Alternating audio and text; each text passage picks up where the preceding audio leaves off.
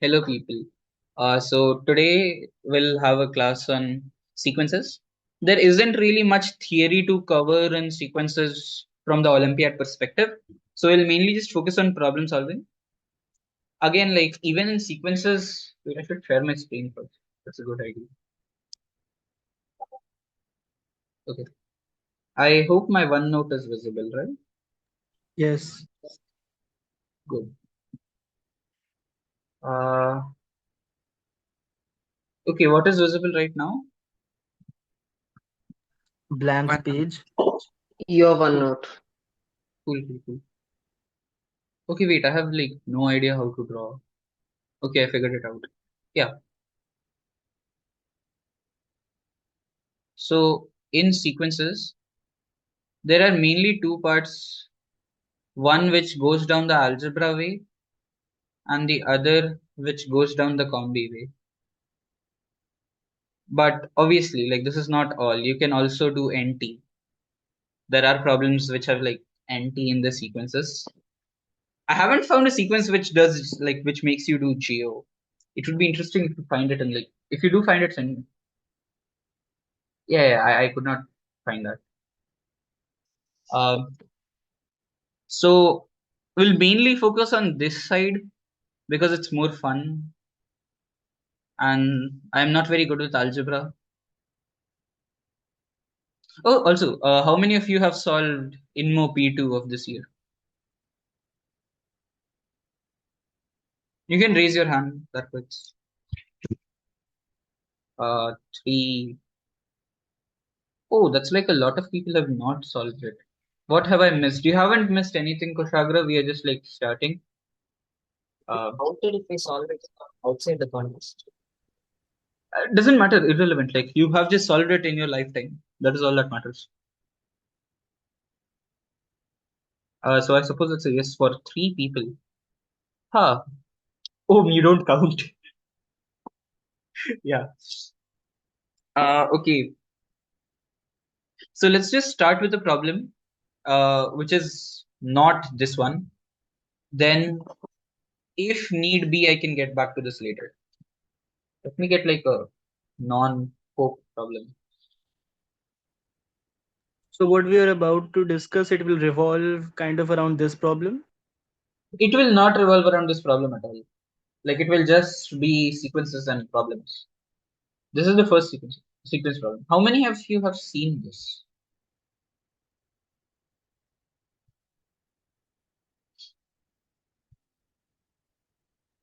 Okay, by seen I mean solved, not just seen and like left.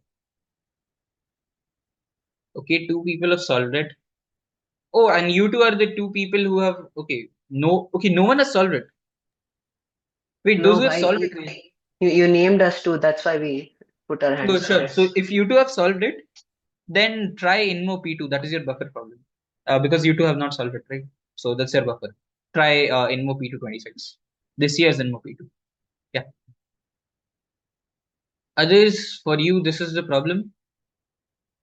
And throw out ideas. So it's obviously a combi lecture at this point. Okay. So, oh yeah, Alex, hi. We just joined.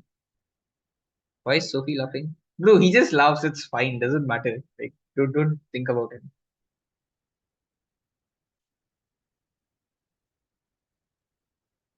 Okay. Uh,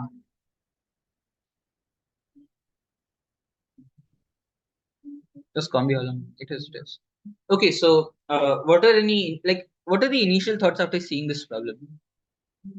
Like, just what did you think about the problem, not how to solve it? Maybe try it out for the first few values. Yeah, Like that's a great idea. example. Examples, yes. So always like whenever you have a sequence defined, try computing the initial values of the sequences and it will usually help. I personally calculate like a lot of values. Like even in this, what do you call it? In Mopito, I calculated like the first 36 values or something, just to be sure.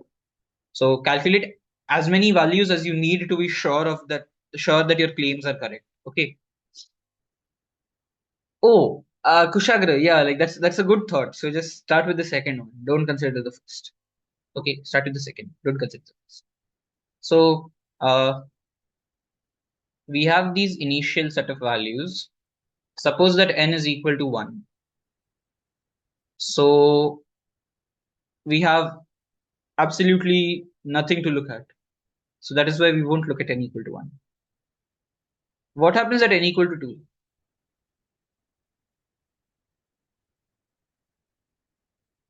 Ah, yes, that's good. Sure. What happens at n equals to 2, people?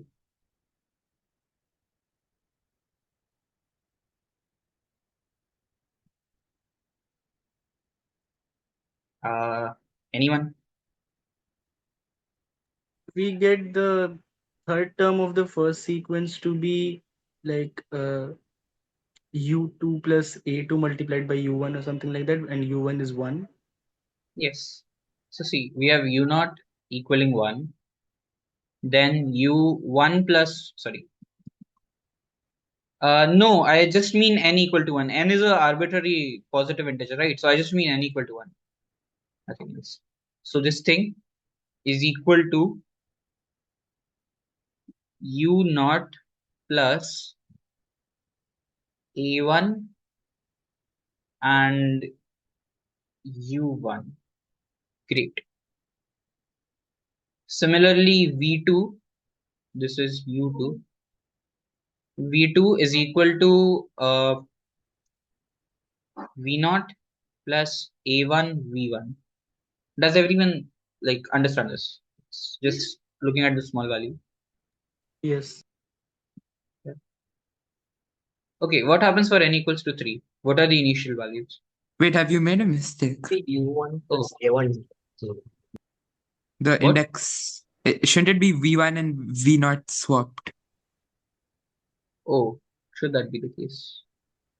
Yes, it should be swapped. True. Sorry, yes. This is 1 and this is 0.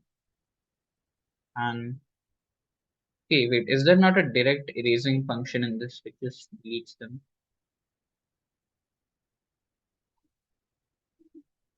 This is v1 and this is v0. Thank you for that. Okay. Now u1 is just, sorry, u2 is just u1 plus a1 plus, no, u0. Why, what am I doing? u0. What is u3? u2 plus a1 u1. u2 plus a1, no, not a1, right? a2. a2 u1. No, u2. a2 u1. Yes, a2 u1.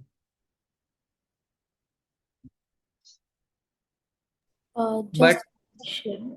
God, So like for V2, like why is it like V1 plus A1 V0? Like wouldn't it be AN minus 1?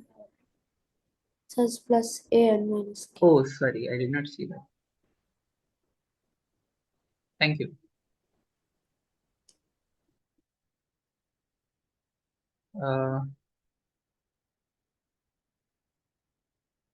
Yeah. So v2 will be like v1 plus a. Oh, wait, we are working at a like n equal to 2, right? That is the reason like n minus 1, like 2 minus 1 is equal to 2. Right. Sorry, 2 minus 1 is equal to 1. Sorry. 2 minus 1 is equal to 1. That is why like n minus k and the other thing are the same. Oh yeah, sorry.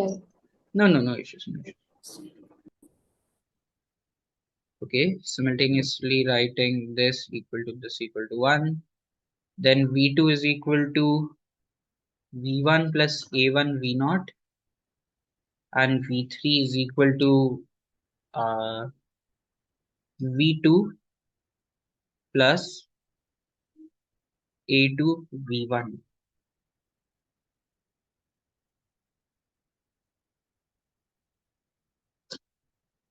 Okay, so but observe that we have the value of u2 already, right?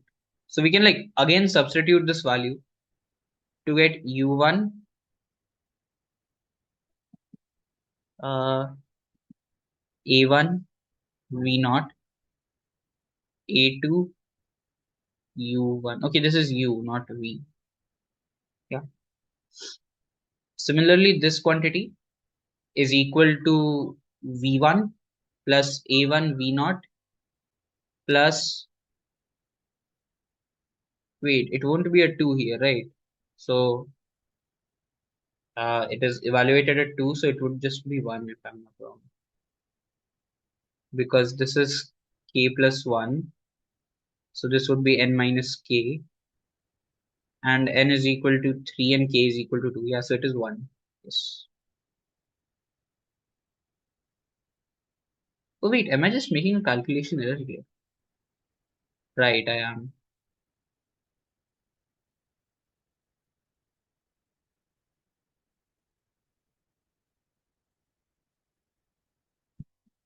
Uh, Here. This is accurate, but this will be an A2. Yes. Okay, also people like speak up. I'm not like teaching no one.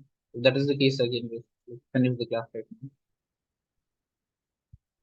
So any patterns, any observations you have till now?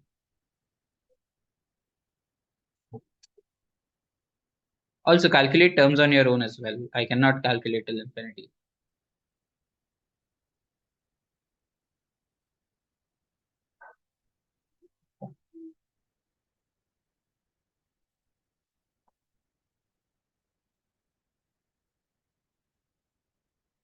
Okay, wait, people. Like, is anyone here? Yes, I'm just trying to calculate. It's not Oh, fun. sir. I understand. I'll give you people like okay, what is the time right? I can move this. Okay, it's like 6:18. I'll give you like 4 minutes. Do all the calculations you want. Like we'll start discussion at like 6:22 or something. By the way, what calculation are we talking about? Like just computing a lot more values to see a pattern? Not lot more values to the point, because see, this is a sequence you have. So to approach it, you would ideally want to find more values of how these terms interact with each other and behave in general. So a good way to do that is looking at initial values, like what do the initial values turn out to be, and then it would just work out. Like that would help you to gain an idea of how these behave with each other and like interact with each other. Yeah, sure. So I'll be back in a bit, and yeah, we'll start our discussion.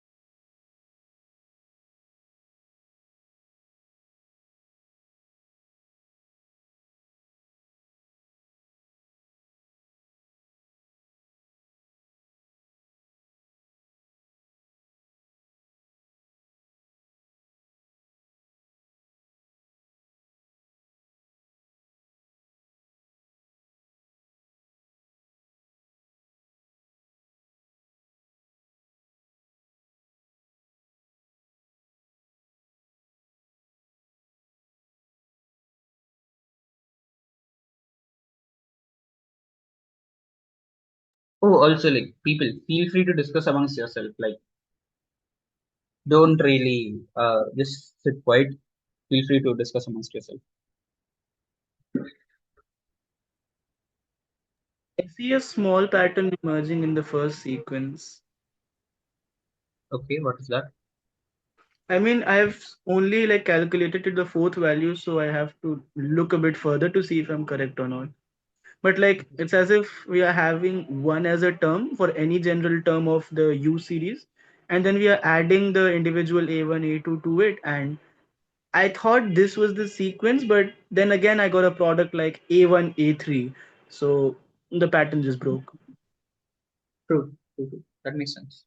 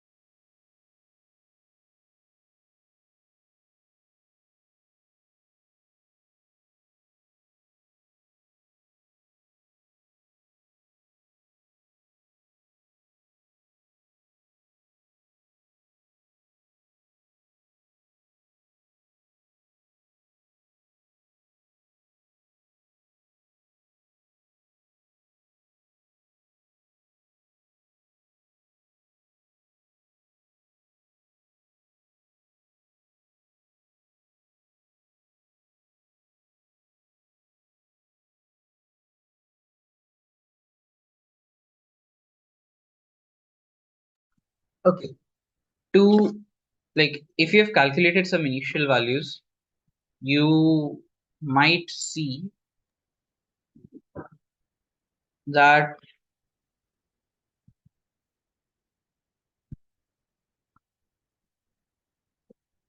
U5 looks something like this when completely expanded. Yes, I just Yeah. got that. Yeah, great. So another thing we can observe is UK plus 1 is equal to UK plus AK and UK minus 1. VK plus 1 is VK AN minus K VK minus 1. So you see how these terms are basically the same, right? Like the only main change that takes place is in the indices of A. Do people see that? It's Yes. try to show that UN is symmetric in all the areas, then if that's true, that would be that right. Yeah, exactly. That is a good point to start in. Wait, so can't we prove it symmetric by working backwards? What do you mean by that? I mean, it was the first idea that popped up. If we can prove this to be symmetric, then of course we get the answer. So at first, my thought was comparing this a general term that we have of U5 with that of V5 or something like that. But then when you said symmetric, then I thought, why not compute values backwards? I see. That is true, but I still don't understand what do you mean by working backwards. Okay, think on it. To Think be on it. frank, even I don't know. That was just an Yeah, idea. exactly. Think on it. Take your time. So the person who said this is not true. Do you see why? Like like expression of this is written here. Yeah, like Do you see? A1 will wait, no, what am I thinking? Never mind. I mean, okay, Yeah, like assume that in UN, AN will appear like much less times compared to A1. yes.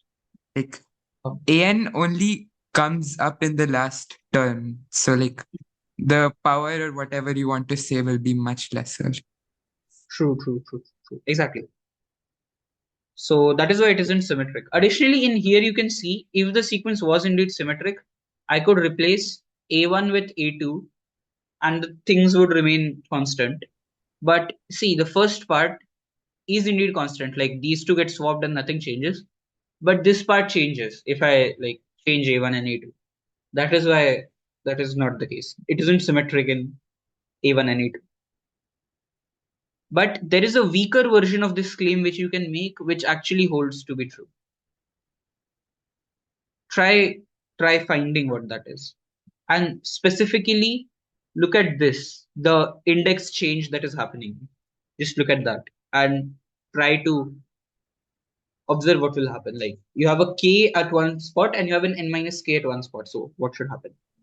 I mean, if you switch every Okay, a yeah. at the end of it with a of n minus k, then you should be getting the same thing. Yes, it is symmetric by that. If we have AK, like if we take A1 and then we are taking A n minus k, which is A4, they are symmetric. Indeed, indeed, indeed. Ayush, it need not be cyclic. I think the same example works. Like you switch A2 with A1, A1 with A5, A4, and like so on, and that should probably You're, give you a you're function. reversing the list, right? What? You're reversing the list. AI. Yeah. No, not reversing. Oh, yeah, reversing this manner. Sure, we are reflecting in some sense. Yeah. Yeah. So, uh,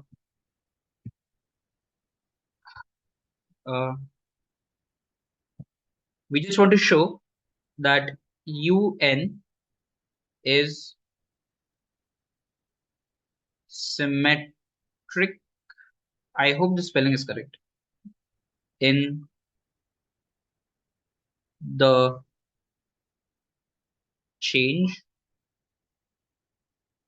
AI gets replaced with an minus I.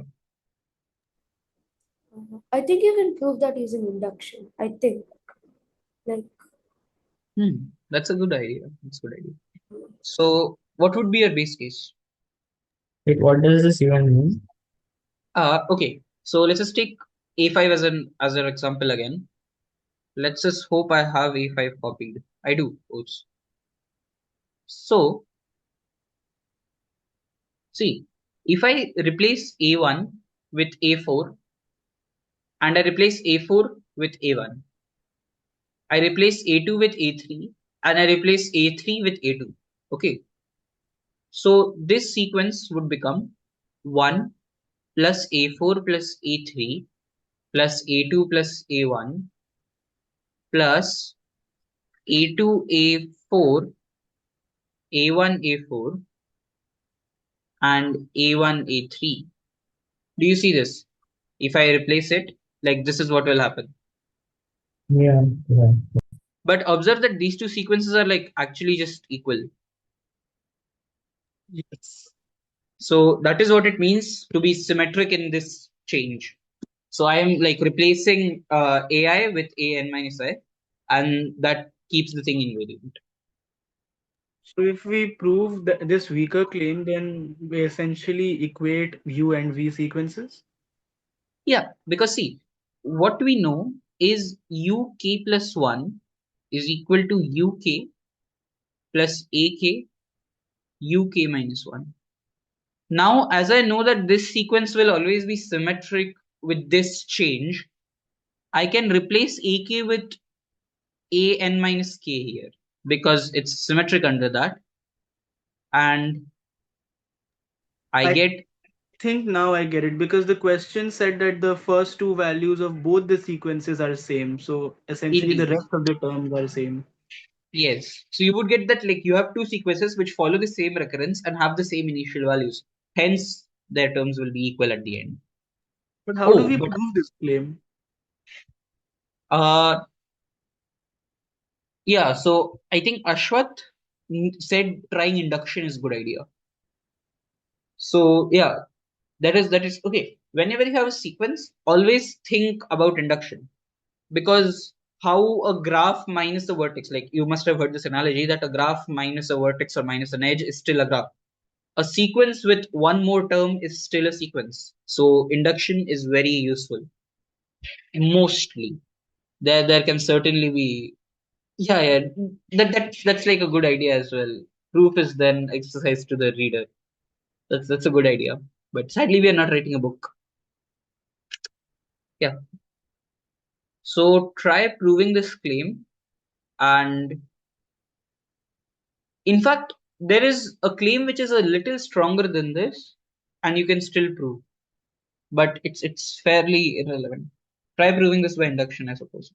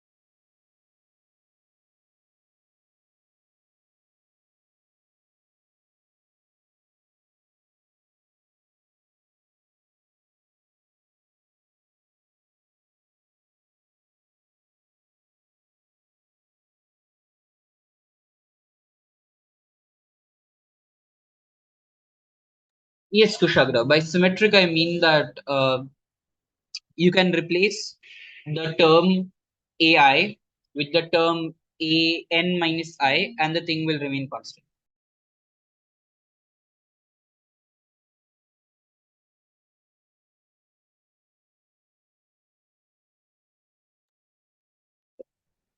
Oh, hello, Arun.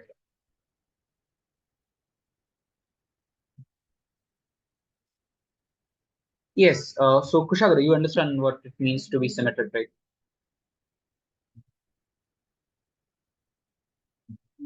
Also, people, just speaking out would be like infinitely easier for me as I don't have to open the tab again. Like, it's fine. No one will question you why you're asking for. Because, like, if you have a question, it's probably the case that all of the others have it too. So, yeah, I'm not able to figure. I mean, I know what the base case is, but when I'm going to the induction step, I mean, I'm not able to figure out exactly how I'm supposed to equate like UK plus one and UK to be symmetric. If I know UK and all the ones before it are symmetric, I'm just not able to figure that part out. I see. Uh, What can we do actually for this? yes. So, do others have any thoughts like Ashwat, Arham, Akshar, and others? Do you have any thoughts on this? Like how to induct? I don't know if you want to induct an N or K, but K, I right? think you fix N and then induct on K, and then you induct on N as well. Hmm. Like for given N, you induct on K, and then you show it works for all N. Yeah. So just work with the general N to begin with, right? And then just induct on. Yeah. Yeah. That's a good idea to begin with. So what Aram is saying that essentially we have two variables here. One is N and the other one is K. So which one to induct on? So what we observe is like going from n and n plus 1, the terms are not really connected to each other, right? Like in my recurrence, I never really talk about what happens if I add one more a term. In fact, if I add one more a term, my v recurrence just completely goes like not at all the same as it was before. So that is why it is not a smart idea to induct on n. And you should try induction on k. Okay, but when you like do that, then you need to do like some other weird stuff because like how does N minus K work? I don't think it does. I see. Yeah, that is true. Like whenever you're inducting, it will Like be if you very have N rare. equals 5 and K equals 2, and then you reverse it entirely, Hmm. then I don't think you get the same thing. You don't. It is only true for the last term, I'm pretty sure. Yeah. Yeah, it's not true for every term. It's only true for the last. Uh, this is the question.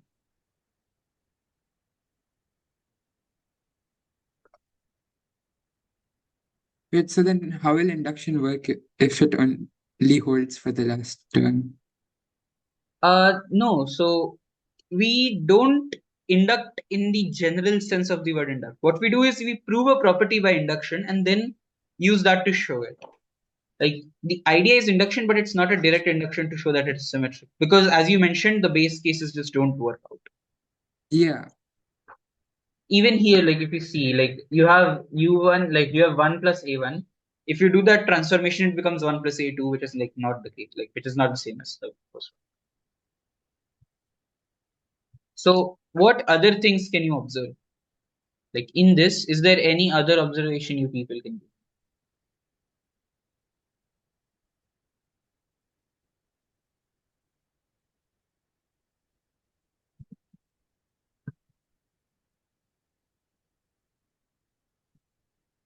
People just like use, don't like just speak up. It would be better for me if Someone you just. gave an idea in chat. Can you actually look at that?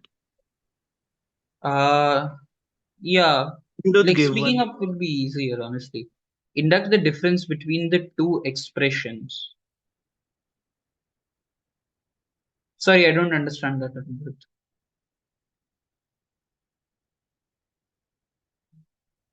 Okay, so what I meant was un minus vn should be equal to 0. So it's like this.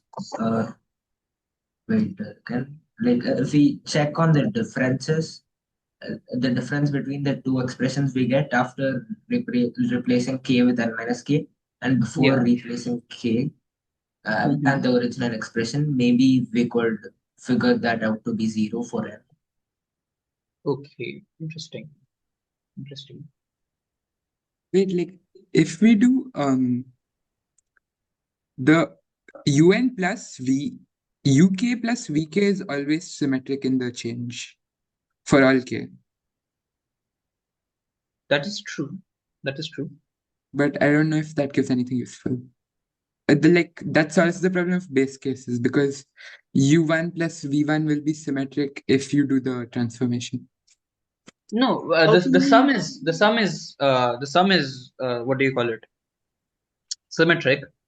Why should the individual terms be symmetric as well? Yeah, how that's can we say that like UK and VK their sum is symmetric if we haven't proven that AK and A minus K are like symmetric? I Oh mean, no, if you just add these two, right? Arham, not Ahan. Arham. yeah. The sum is not really symmetric yet, right? Because you have a U here and you have a V here. exactly. I I don't know. Looking at it from another point of view, if we could figure out or maybe prove that the sum itself is symmetric, won't we get like the individual terms to be symmetric too? No, that is not true, right? Because take the terms 1 plus a1 and 1 plus a2, and suppose that a1 and a2 swap under this change, then neither of them are symmetric, but their sum is. Okay, Okay, that yeah.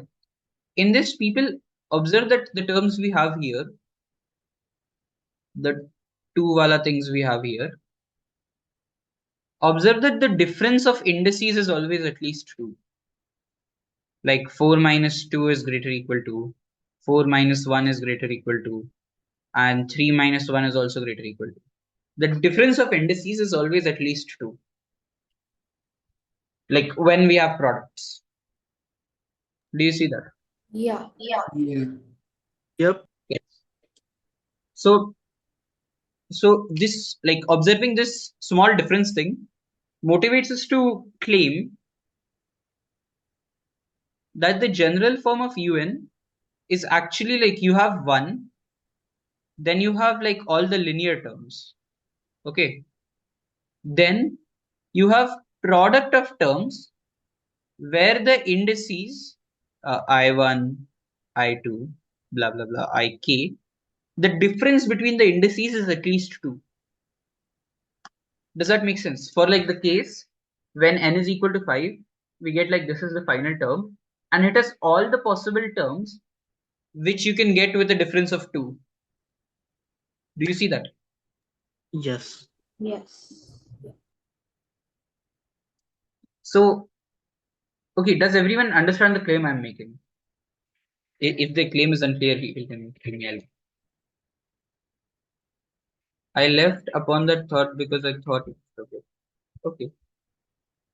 I think we can prove that using induction.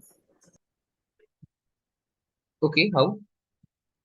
So like basically for you, like say for some UK, you have that this is true. Like it's a strong induction though. So like you have for UK it's true, and for UK plus one it's true. Then you want to prove it for UK plus two. So Okay. Wait. Sorry, just a second. Uh, just work with UK minus one and UK plus one. Don't bring in UK plus two. okay, so Like you want to prove simple. it's true for UK plus one. So you know it works for UK minus one and UK. So you do it for UK. Like so you Wait, you're basically doing add UK. backwards? What? No. He's saying that you're given the statement is true for UK minus one and UK, and you're proving the statement for UK plus one. Oh, I heard something else. Never mind. Yeah. So you know, so you just end up adding UK. to whatever you have, which would give you everything you whatever the claim is for everything below a k minus 1, I mean a k. And then now what you do is you have ak times uk minus 1. So when you do that, you're effectively just having it working for every value below ak minus 1, and then you're adding that extra ak plus I mean ak term, so that gives you the difference of 2 between everything. I don't know how to Yes. formally put it though. I see, I see. Hmm. It's just like expansion, right? Yeah, Yes, exactly. You just expand. So first, I want you people to note that the terms of UK minus 1, whenever you take a product, the maximum index of A that you can get is K minus 2. Like in its expansion, the maximum index is AK minus 2. Do people see that? Yes, that makes sense. Because see, you just have the formula, and then here, you can again prove this inductively. Like in this, the maximum index would be AK minus 1, in this AK minus 2. Then in UK plus 1, you will get that the maximum index is AK. Like K is the maximum index.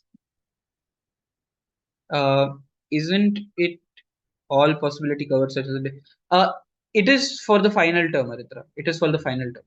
It is not true for general terms. It is just for the final term. Yeah. So uh, now suppose that this is true. So here you have at most k minus 2 being the difference. Then to that you are multiplying it by ak. So the difference of indices being at least 2 is still maintained, because you can have you have a k minus 2 here and you're adding a k. So the difference is still at least 2. And due to induction, it just holds for UK. So we have proven that uh, any product will have the difference of indices at least 2. Now try to proceed on this idea. Like now that you have the distance, now that you have the differences at least 2 in the indices, what is the next point that you want?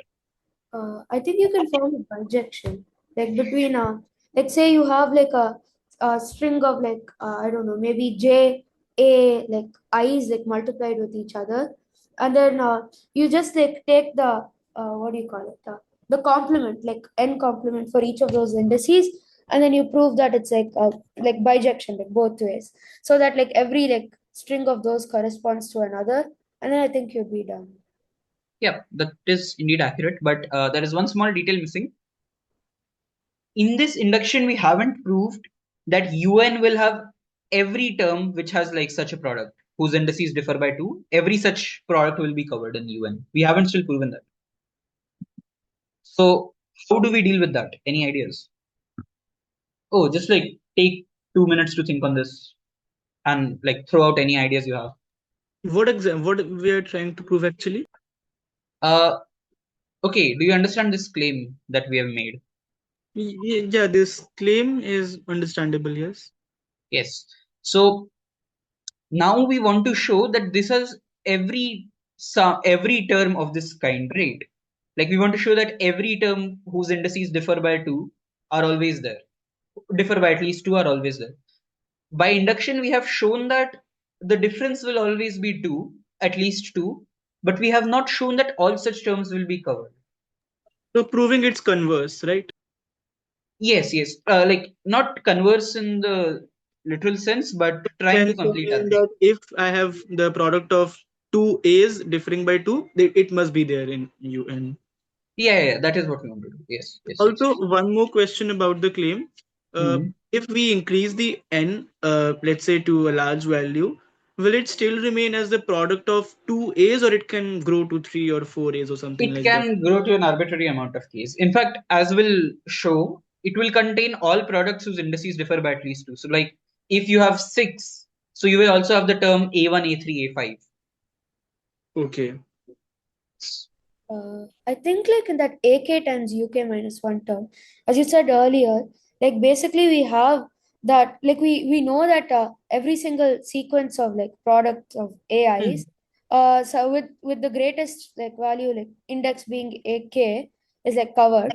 And then now all we have left is to show that UK has every single string of AI such that the greatest one is at max AK minus 1, which we already know is true, like because of like the previous induction hypothesis. Yes, indeed. So as what Ashwat suggested, what we just do is we append to our induction. Okay. So inductively we claimed that the difference of indices will at least be 2. We additionally claim that in UK, every product in which the maximum index, like the maximum, okay, I should give some space. Maximum index is at most k minus 1 will also appear. Okay. And yeah, so do people see why this induction now actually just shows that the, like UN will have every term of that form? Anyone who wants to like say this can do it.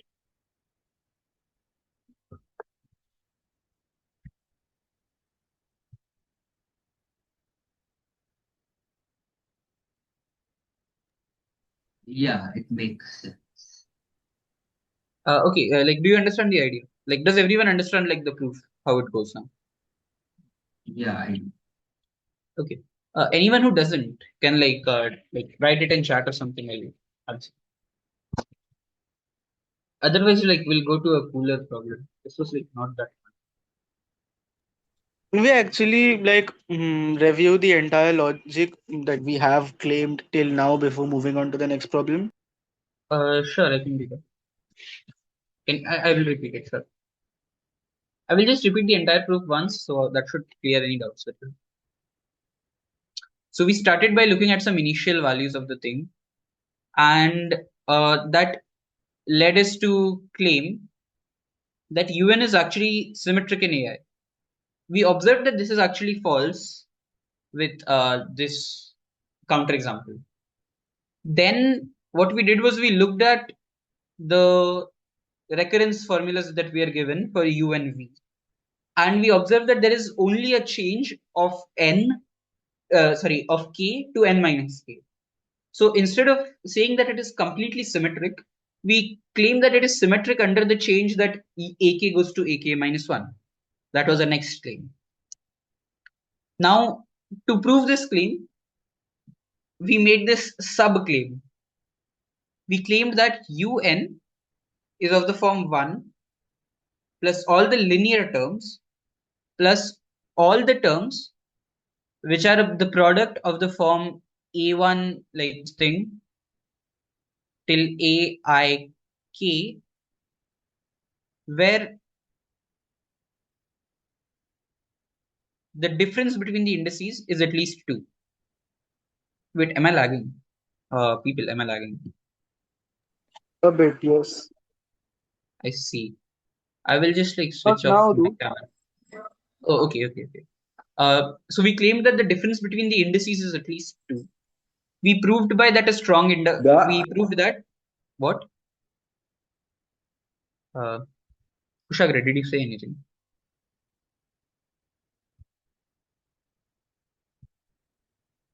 Oh, okay, sure. So we proved that the difference between the two indices is at least 2. Then we added to our induction that UK contains every product whose maximum index is at most k minus 1. We again proved this by induction. Now, so what this showed that UN will have every term because maximum index in UI is at most n minus 1, equality holds, and n minus 1 is the final term. So UN will have every term of the form AI1, AI2, so on, whose difference is at least, whose the difference of indices is at least 2. Now, as Ashwat again pointed out, if I take this sequence A1, A2, these are random indices. Don't worry about them. Okay, I will just denote them by I1. I1, I2, ik, and I replace this with n I1, n minus I2, n minus ik. Do people see why this is a bijection? Like this is a bijection, like taking this, like pairing this guy with this guy is a bijection. Because Does that for make sense? every term in the first pair first set, we have another term in the second set. Yeah, we have exactly a one-to-one mapping, and everything here can be written as something here. Additionally, observe that the difference between any two of these indices is at least 2 still, like this thing, minus n minus ib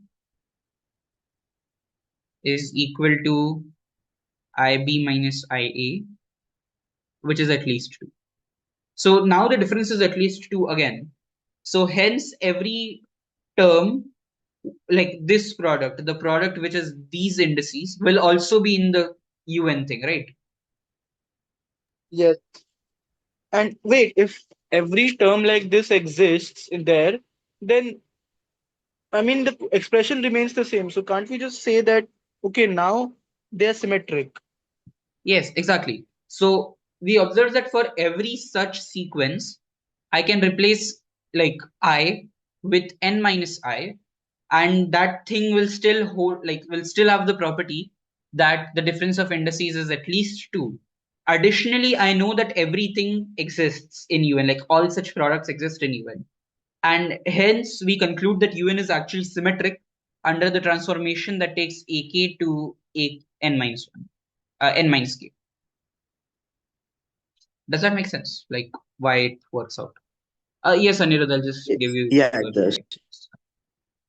yeah.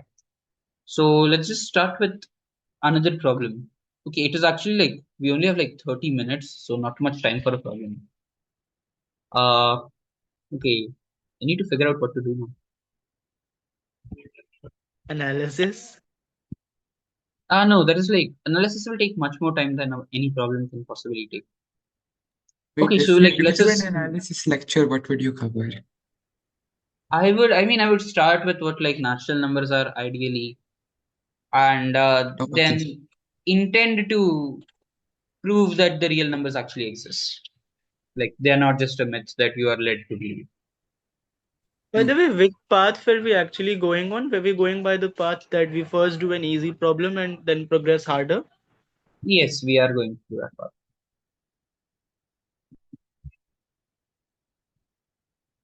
Okay. Let's just try this problem.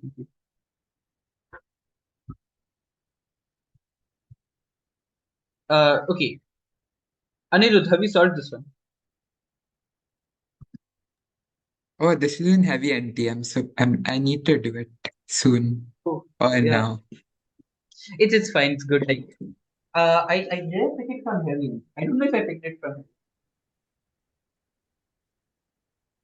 Oh, but it is like so sad that we could not cover any combi flavored problem. The first one was majorly algebra, and this is not combi. This is like NT. But it makes sense. Combi problems are like fair, but like time consuming. So yeah. The source of this problem is, if I'm not wrong, this one is 2012 USA TST P2. And this is, I think, Wait, it's 2014. I just checked. oh, it is 2014. Thank you.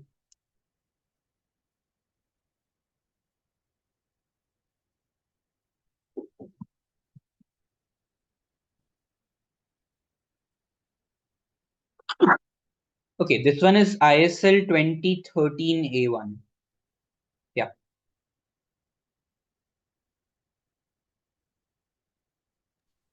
Can I ask something? Yeah. So for sequences, do you have a recommendation for any resource? Not really actually. The issue with sequences is that they are very much uh General sequences are very general quantities, so there is not really a sequence, but trying problems is like the best way to develop it, I would suppose. So I should start with like RMO and NMO ones to practice. I don't think there are many INMO problems. Okay, there is the first two. There is like this year P2, obviously. Then I think 2023 P1 or 2022 P1. One of those two is also a sequence problem. Then go to ISL and just go from like above 2010 ISL. Look at the algebra part. There are a lot of sequences problems there. They are all obviously, majority of them are algebra sequences, other than I think 2017 C3. That's a combi problem. I don't know why it's an algebra. So you mean like sequences are pan topics, like they cover many topics at once. So Yeah, there's yeah, no. they cover everything. Yes, yes, they cover everything. So after you have like, oh yeah, see, great. Arham has written a lot of problems there. Just look at them. Wait, 25 A1, 25 P1, that is sequence. Okay, it is sequence. Yes, I agree. 21 P1 is sequence. Yes. Do It's 21 algebra P1. sequence. Yeah, it's the sad part of sequences. Okay, after that, if you want more problems in sequences, the ones I have recently solved, and okay, these are like extremely hard problems, by the way. So don't be discouraged if you don't solve them. So this is also like fairly hard.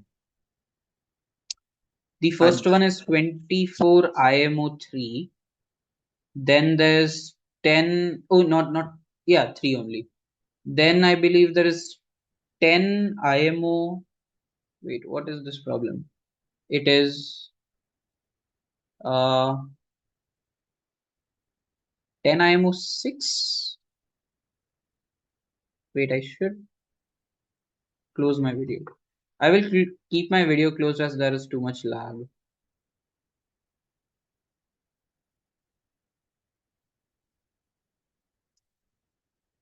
Uh,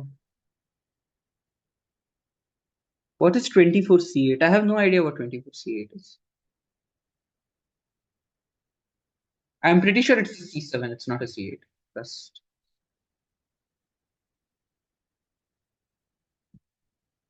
yeah. I mean, it's a buffer problem. I'm giving you like 1,000 years to solve it. You can solve it in 1,000 years. Trust. And okay, that is what I was talking about. Sequences problems are in general like terribly hard. Like terribly, terribly hard.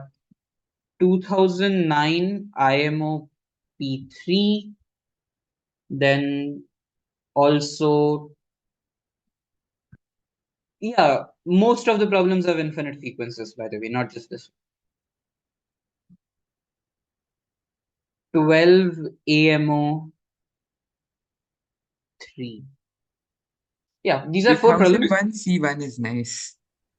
What? 2001 C1. 2001 C1. Okay, I'm putting this in Aram's recommendation.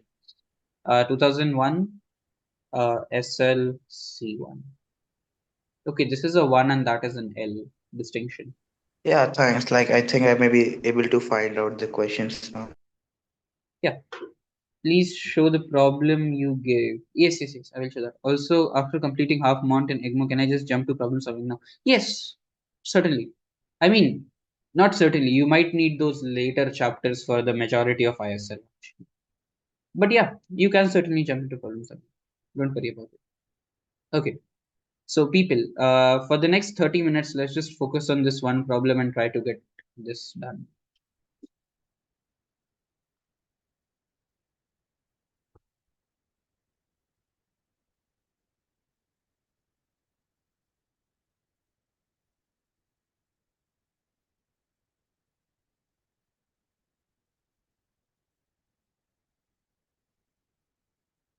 Wait, did I close the sharing?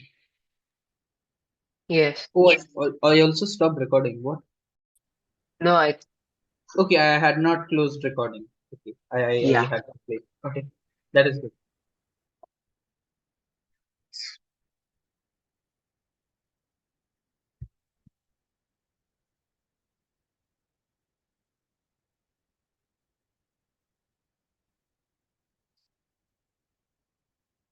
Okay, so what are your first thoughts after looking into this problem?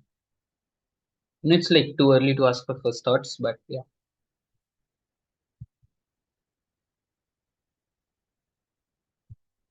Okay, do this. Take 5 minutes to think on it. I'll be back in 5 minutes. Wait, here we are saying it's a sequence. So Yeah, like it's an infinite sequence. yeah, it's an infinite sequences. Okay. Additionally, it's a sequence of integers, not just rationals. Okay.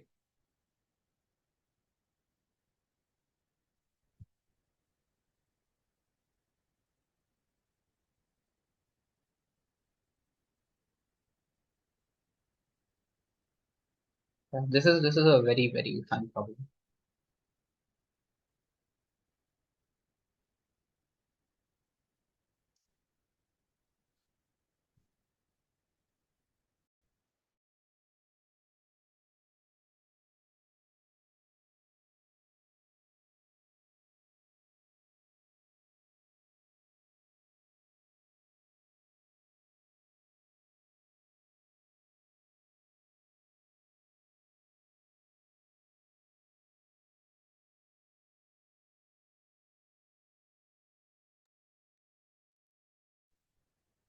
Okay.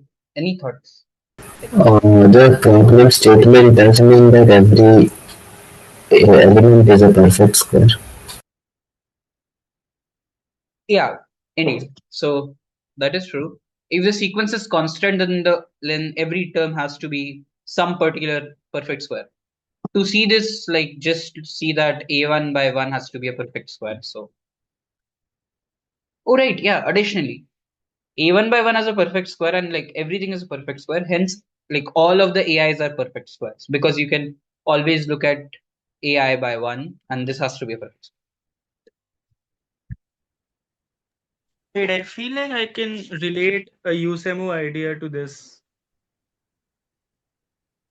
Interesting. I don't think we have solved any USMO problems today, but go on. There was, I think, this problem on USEMU 2009, if I'm not wrong. It involved like proving a sequence constant. Like it just kind of seems like that same idea works here. Okay, what is the idea? True. I mean, that's what I'm trying to remember. Just like give me a minute. Oh, sure. Right. See, so when you're looking into this problem, you might initially feel that it's very random. Like we are not really given any constraints on the initial values, and hence it's just a like free fall, like take whatever you want to. So sometimes what a good idea is to force these constraints onto like the number. Like force additional constraints and then look at the problem under those constraints to get some information about AI. I think you need to use some size ideas because, like, I'm pretty sure you can find an arbitrarily long finite sequence. Sorry, I don't understand. What? Like, somehow you need to use that AI is infinite. Like, if it was just a finite sequence, it might be possible I see. I just had an without them Like being all consider constant. True. What were you saying? Shudhan. I yeah, don't think I'm pronouncing that correctly, but it's fine. But we consider like prefix something A1, then A1 plus A2, A1 plus A2 plus A3. All of them like have to be set. Like if it's A1 plus A2 plus always A1, it has to be n times the perfect square. Then like, yes. no, all A are perfect square. So maybe like, in that or something, like, do something maybe. uh, I just had an idea. Go Um, on. so like adding on to what I think Arham said, like maybe we could do something like say you have a sequence of integers like a1, a2, a3, which works with these properties, and then you take the average of a1 and a2, a3 and a4, a5 and a6, and then you create a new sequence like assigning each of those values like b1, b2, b3, like again another sequence like that which works, and then you keep on doing that. Like I feel like it might converge to like a certain value, and then Eventually, it reaches one element only, right? After like a certain amount. yeah, I'm not sure. So we It's essentially usually get that an is congruent to an plus k mod k for all. Okay, may I say something? uh just a second, Kushagra. Akshar, I could not understand what you were saying. We can get since this expression has to be an integer for all k and n, an should be congruent to an plus k, not k. Oh yeah, that's actually like a good one. Yes. Yes, Kushagra, what were you saying? Kushagra. Okay, can we like look mod something and eventually prove that the sequence is constant something modulo? Yeah, that's actually like a great idea.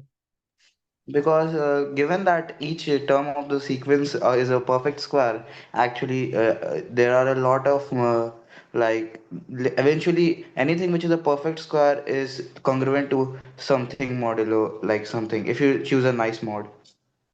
True, true, true. Wait, I remember that, sir, you mentioned at the beginning of the class if we know quadratic residues. Is this the place we apply it? Might be, might not be. One never knows, bro. One never knows. The Yes. source reveals enough information. I mean, like, why are you trying to use meta reasoning? Just use normal mathematical reasoning. Don't like Okay, think into fine. what I. Yeah. So, so some of you told us to look at it mod k, but k is not a good number, right? Like k is composite, and composites have a lot of primes, and a lot of primes is a lot more work than we can handle. So instead, we should look at k when k is a prime. Okay. Looking at the cases when k is a prime is much more beneficial than when it's not a prime. Does that make sense? Okay.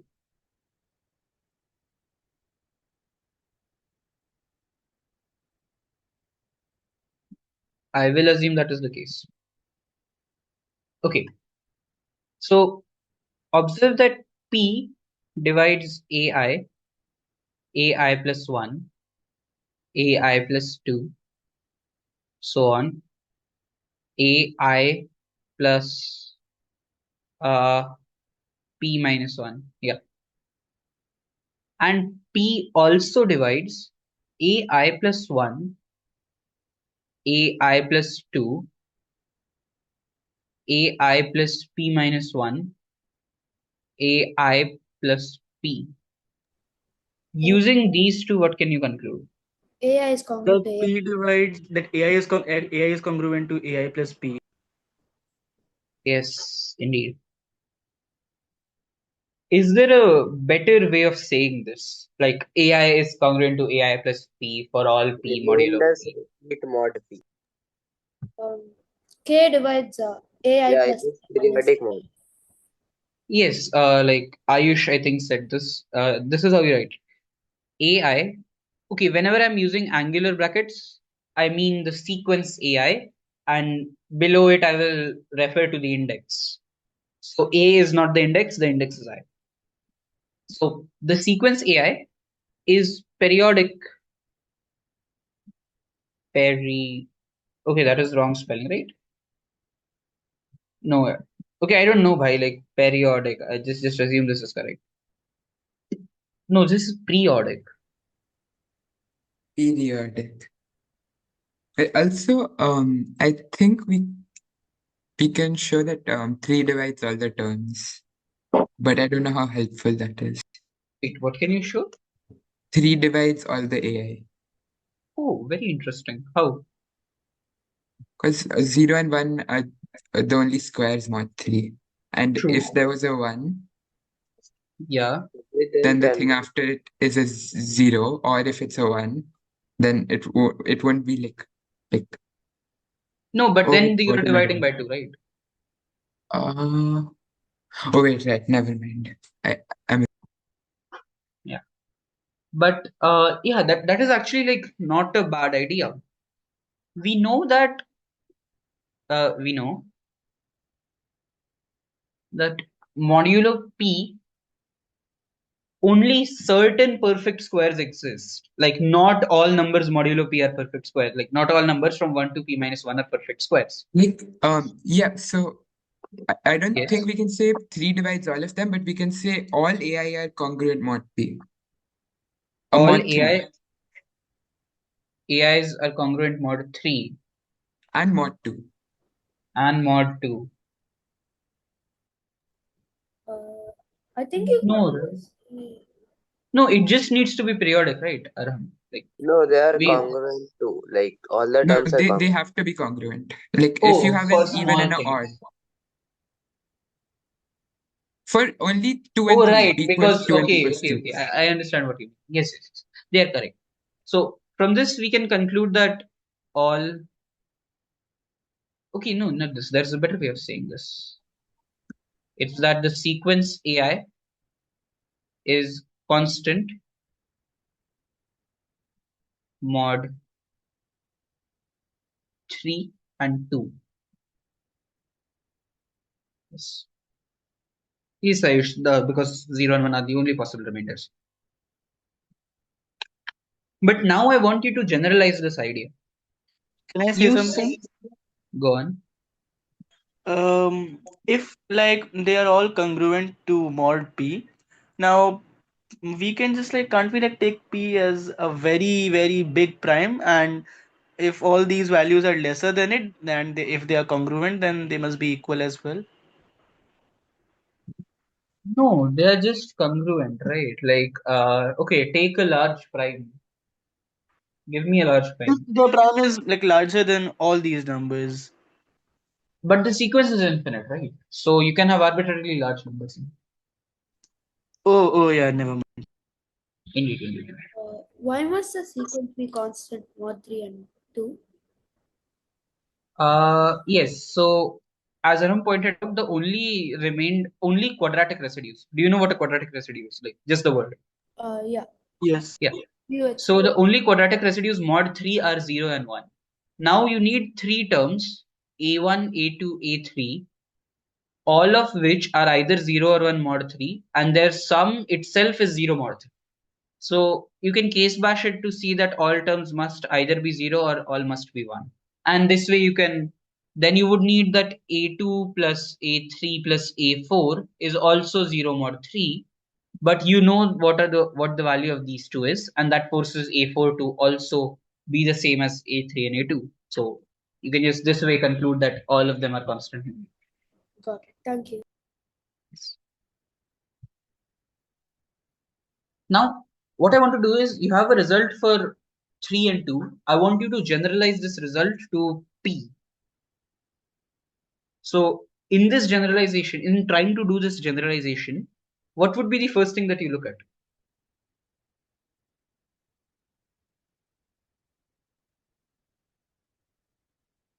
Okay, what was the first thing that we looked at when we were working mod 2? Or not 2, mod 3? The The possible quadratic leading residue. residues quadratic. Yes. So, we were looking at the values which I can achieve as a quadratic residue, right? Additionally, note that AI plus AI plus 1 dot dot dot AI plus P minus 1 multiplied by K. Yeah. Okay. Wait. So this thing divided by K. Okay, this is like so hard to write. How will I write this? Okay, does everyone know that if K is a QR mod P, then the inverse of K is also a QR mod P? Yes, because 1 is a QR. Indeed. Does And everyone understand that? you Yes. have multiplicity. Yes, indeed. So we have this thing. So now we are given that this thing over K is a like is a perfect square essentially. So looking at this thing, modulo P, I can also conclude that K times AI plus 1, AI plus P minus 1 is also a quadratic residue, right? So this is the But Legendre symbol. rather than writing it that way, could have just multiplied both sides by K square. Oh, right. That is true, true. That is much smarter. Yes. You can just multiply it by 2, multiply by k square. That's smarter. Do that. So this is a quadratic residue. Do people see that? What is a quadratic residue? This is a perfect square. Like modulo p, this is a perfect square. This quantity. These bracket mean that it's the Jacobi symbol. Wait, not Jacobi. Legendre? One of the two. What's Since the denominator is prime, it's Legendre. Okay. what's that? Okay. Essentially, a by p in brackets is equal to 1 if a is a quadratic residue modulo p. Okay. Oh, okay. A by p is -1 if it's not a quadratic residue, and a by p is 0 if p divides a. Okay, that's all. So this is a quadratic residue. What is another statement you can make about the sequence? Like there is something more you can write about the sequence. What is that?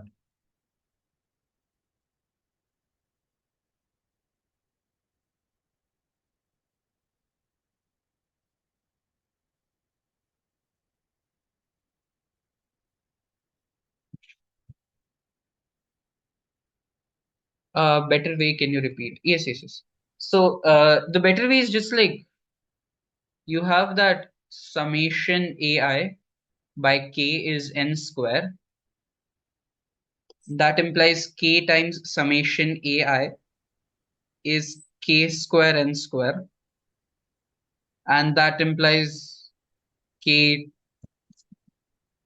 times summation ai over p is a quadratic residue because it's a perfect square. What is K? I'm confused. What? What is K? K, oh right, it should be k. Sorry for that. Where is eraser? Yep. This thing and this thing. Wait, so if Okay. we're dealing with the A, like we're dealing with the sum of K terms, so then which prime are we considering? Just like a large prime? Oh no, see, now this is what I want to give to you. Always when you're starting with a problem, look at it in the most general sense possible. Don't fix the prime you're using, don't fix the k value you're taking. Just write down the general formula and then try to figure out what are the good values of like p and k that you can pick. Okay. Yes.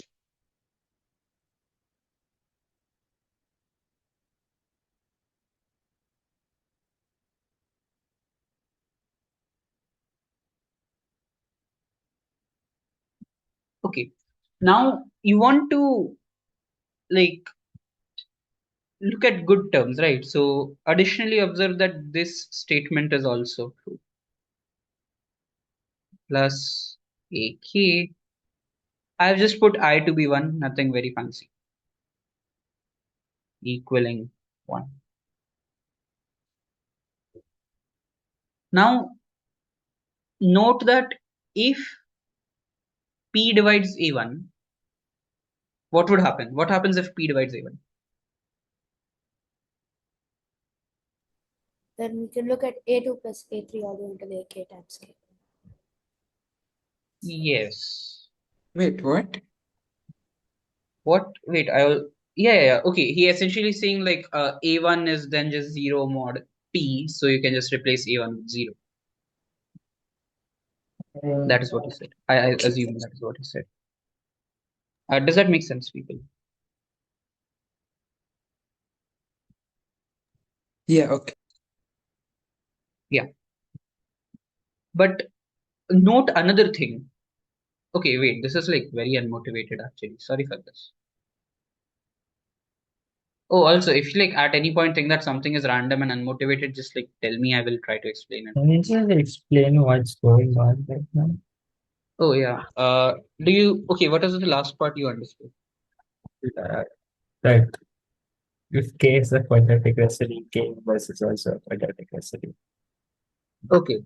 Then do you understand that like the sum of AI divided by K is a perfect square? This is the condition we are given. Yes. Now I multiply both sides by k square and I get this equality. Sum of ai over k.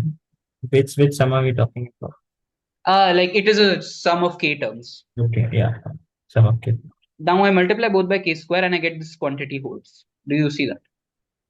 What's p here? P is a prime that we are working with. It's an arbitrary prime.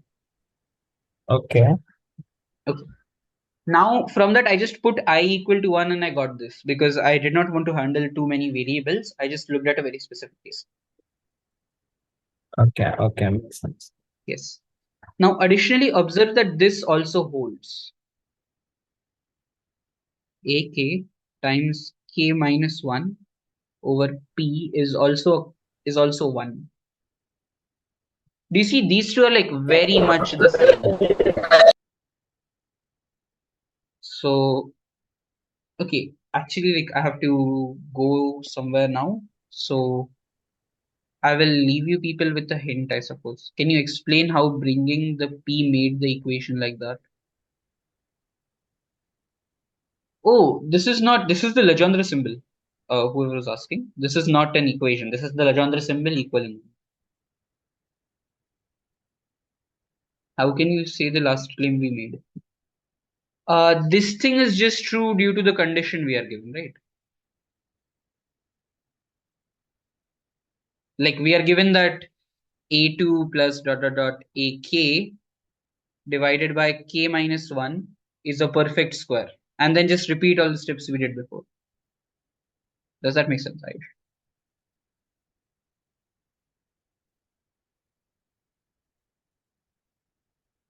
Yeah. Okay, so I will just say that try to convert this inner bracket into this bracket. And like I won't spoil the problem for you.